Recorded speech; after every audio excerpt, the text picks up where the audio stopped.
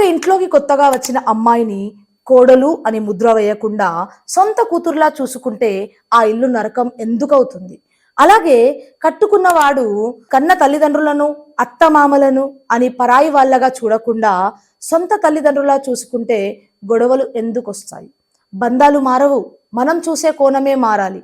అత్తమామలకు ఒక మాట, మీ ఇంటికి వచ్చిన అమ్మాయి వేరే లోకం నుండి వచ్చింది, ఆమెను మీ ఇంటి సంస్కృతికి అలవాటు పడేలా ప్రేమతో మార్చుకోండి, కానీ ఎత్తి పొడుపు మాటలతో కాదు. కోడలికి ఒక మాట, నీ భర్తను ఇంత గొప్పగా పెంచి నీకిచ్చిన తల్లిదండ్రులు వాళ్ళు, వాళ్ళ అలవాట్లు నీకు నచ్చకపోవచ్చు, కానీ వాళ్ళ ప్రేమను శంకించకు. రెండు తరాల మధ్య ఆలోచనలు వేరుగా ఉండడం సహజం. సర్దుకుపోవడమే సంసారానికి ఆనందం. అత్తా కోడళ్ళ పోరు అనేది సీరియల్లో చూపించే డ్రామాని నిజ జీవితంలోకి తెచ్చుకోకండి. ఇంటికొస్తే శాంతి లభించాలే తప్ప రణరంగం కాకూడదు.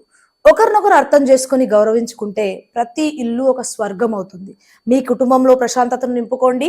ఈ ఆలోచనలు మీకు నచ్చితే మీ ఫ్యామిలీ గ్రూప్లో ఈ వీడియోని షేర్ చేయడం మర్చిపోవద్దు.